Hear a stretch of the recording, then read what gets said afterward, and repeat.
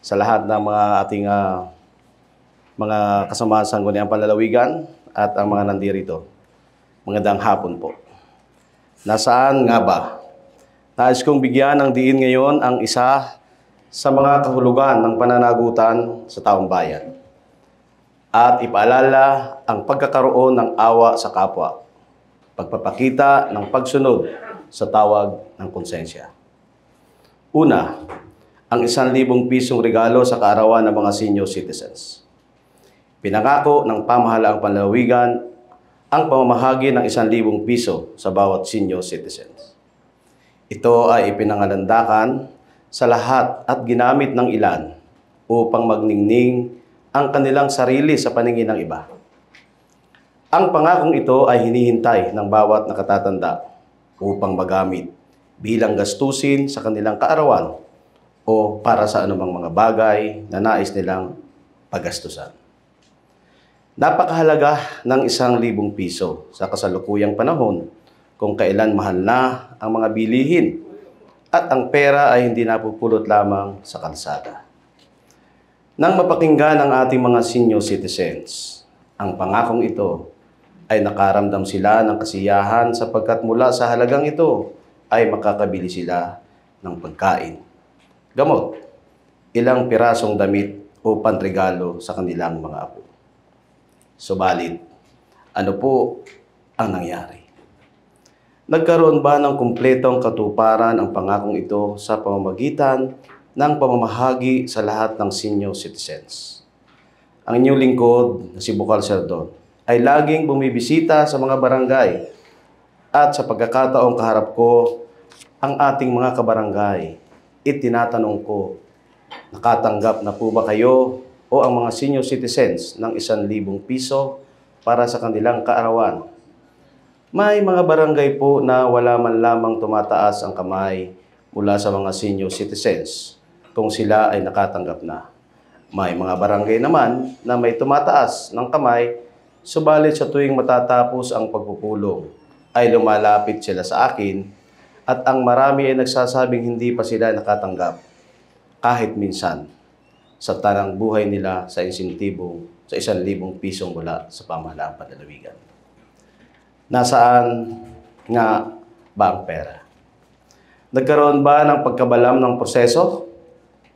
Ano ang dahilan bakit sa tagal ng panahong ipinatutupad ang programang ito ay marami pa rin ang hindi nakakatanggap? Upang alamin ang katotohanan sa bagay na ito, ang inyong lingkod, Bukal Bihog Serdon, sa panahon ng budget hearing ay nagsumamo na bago aprobahan ang budget ay ibigay muna sa amin, sa akin, sa taong bayan, ang listahan ng mga pangalan ng senior citizens na nabigyan na ng 1,000 piso. Ang listahang iyon sana ang magiging daan para malaman kung ano ang totoo. Malalaman natin kung talaga bang nagkakatanggap ang mga taong iyon o sa pamamagitan ng pagbisita at pagtatanong sa kanila. Sapat ba ang kanilang natanggap? Lagda ba talaga nila ang nakasulat sa lista? Lumagda ba sila doon upang makatanggap ng 1,000 piso o lumagda sila doon para sa ibang layunin? Malalaman sana natin kung ang mga pangalang nakalista ay nabubuhay pa sa panahon ng kanilang di umano ay pagtanggap. Ang nakakalungkot, mga minamahal kong mga kababayan, inaprobahan ang budget ng mayurya ng ating mga kasamahan sa Sangguniang Panlalawigan sa kabila ng kawalan sa aking mga katanungan, ng kasagutan sa aking katanungan. Iyon sana ay isang pagkakataon upang maobliga ang ating kagalang-galang na Gobernador, Ricardo Padilla, at ang mga heads of office katulad ni PSWDO, Cynthia de la Cruz, na magbigay ng kasagutan at magpakita ng responsibilidad. Ang isa pang nakakalungkot, mga kababayan ko, hanggang ngayon ay walang ibinibigay sa inyong lingkod ang mga listahan ng mga senior citizens na nabigyan. May kasapi din sa mga media na miling ng bagay na ito, subalit sa aking pagkakaalam ay tila bingilang ang taong binigyan ng sulat. Ginoong Tagapangulo, ang isang pangako sa inaasahan ng bawat nakatatanda kung sakaling hindi matanggap sa tamang oras o sakali man na hindi ito matanggap kailanman, ang ating mga nakatatanda ay nakakaramdam ng pagkasiphayo sapagkat umasa lamang pala sila sa isang bagay na nakabatay lamang sa hangaw na kailanman ay hindi makikita ng mga mata at mararamdaman ng katawan. Pangalawa, ang 2,000 pisong assistance para sa grade 7 students sa lalawigan ng Camarines Norte sa ilalim ng tinatawag na Expanded Provincial Government High School Education Assistance Program o EPGCAP. Buong sigasig na ipinabalita sa publiko na bibigyan ang lahat ng grade 7 ng 2,000 piso bilang tulong sa kanila at nakakapaghani ang tunay at nakakahikayat ang mga pananalitang ito. Nabuhayan ng loob ang ating mga mag-aaral sapagkat pinangakuan sila na kaagapay nila ang pamahalaang panlalawigan. Magagamit nila ito sa mga gastusin sa paaralan, sa pagbili ng mga panulat, mga papel, at pambayad sa internet para sa kanilang online research.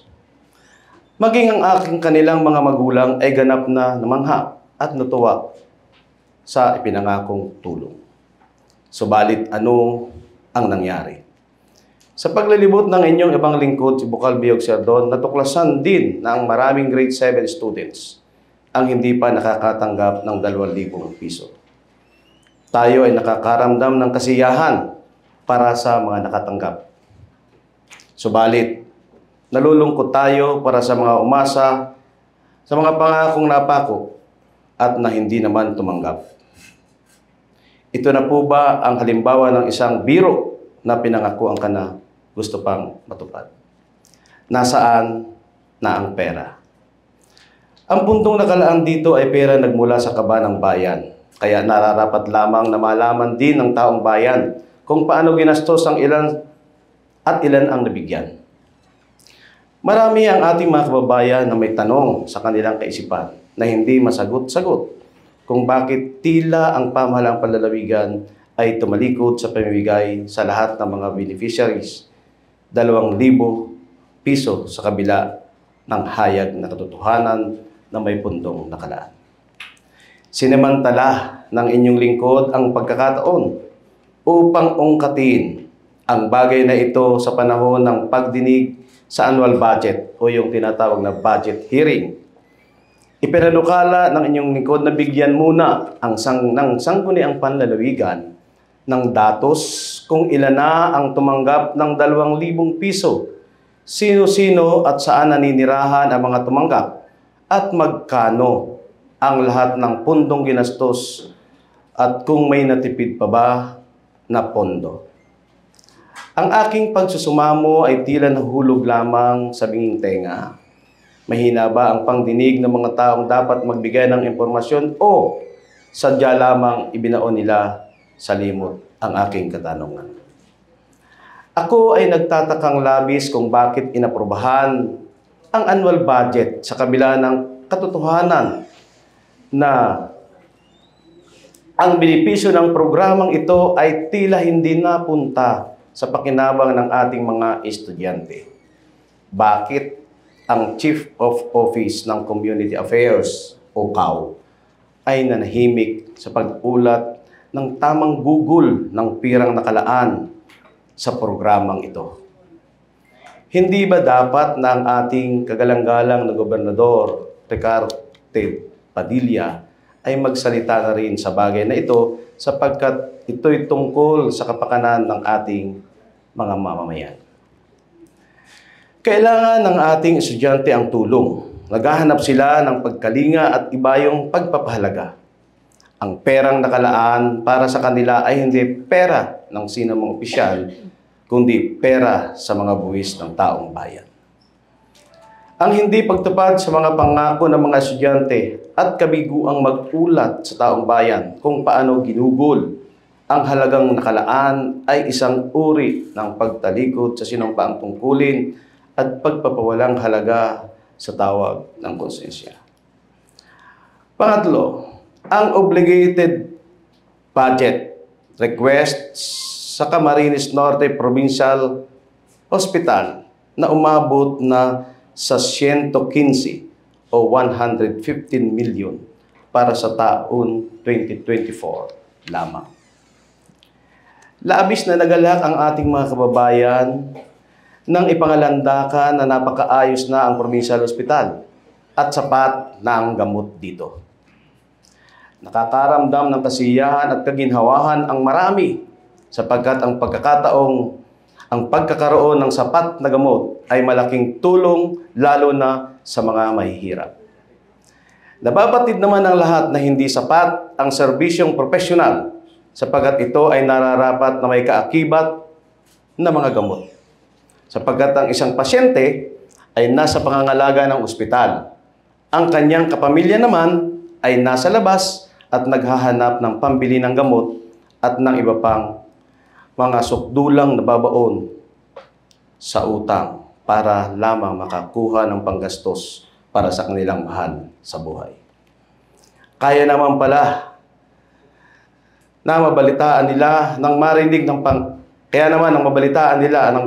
ang pangako ng pagkakaroon ng stocks ng gamot ay labis ang kanilang naramdamang kagalakan. Subalit sa kabalintunaan ng aktwal na pangyayari, ang mga kababayan natin ay nahihirapan dahil sa kawalan ng gamot. Kailangan pa nilang bumili gamit ang sarili nilang pera.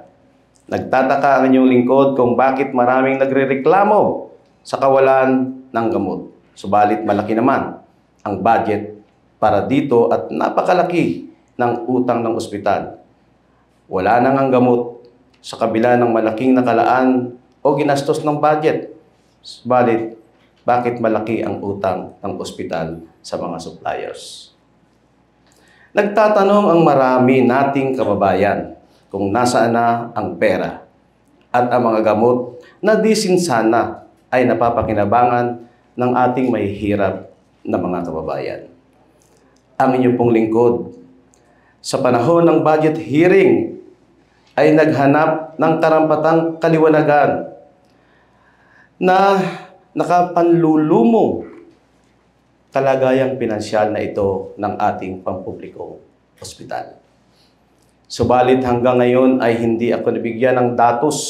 Kung nabigyan man lamang sana ng sapat na datos, ay mababatid sana natin ang bulyong at tunay na presyo ng lahat ng mga nabiling gamot. Magkano eksaktong budget at nilaan at ilan ang volume at dami ng gamot na nautang sa mga suppliers. Malaki ang budget. Inuutang pa nga eh. Subalit ang ospital at ang ating mga kababayan ay nagdurusa sa labis na kakulangan ng gamot.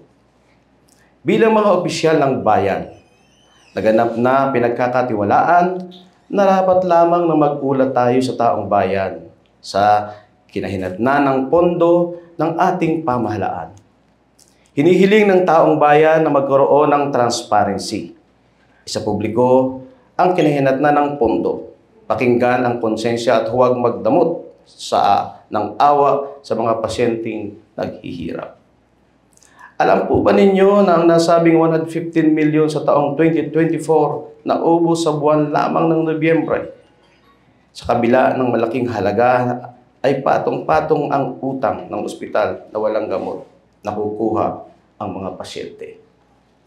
Ang inyong lingkod kasama ang minorya sa Sangguniang Panlalawigan ay nagpanukala na hilingin sa Sangguniang Panlalawigan ang impormasyong ito sa Head of Office na si Cristabel Angelica Abanyo at Head of Office ng PSWD na si Cynthia de la Cruz sa pamamagitan ng ating Gobernador Ricarte Padilla.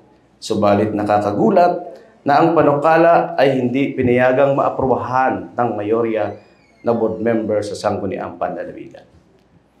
kung magpapatuloy ang pagtutol sa pagbibigay ng impormasyon sa pinagkakagastusan ng pamahalaang panlalawigan ukol sa bagay na ito, hindi masisisi ang inyong lingkod ang konklusyon ng marami ng ating kababayan na natatakot ang mga kinauukulang opisyal na maglabas ng katotohanan. Sa panahon ng pangangailangan, hindi na paniniwalaan ang mga pangangatwiran na maliwanag na mga palusot lamang. Ang government transparency ay hindi dapat ihalintulad sa larong basketball na pwedeng ipasa ang bola o obligasyon sa ibang tao.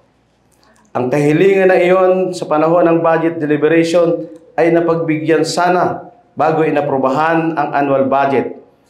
At ito ang kahilingan na magkaroon ng rekomendasyon ang sangguniang panlalawigan na makapagpaliwanag ang mga head of office at ang ating kagalang-galang na punong lalawigan, Governor Ricardo Padilla.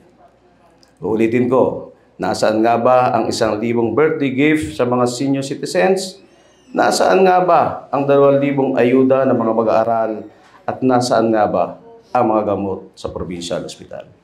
Sa aking mga kasamahan sa sangguniang panlalawigan at higit sa lahat sa aking mga minamahal na kababayan, magandang hapon po sa inyong lahat.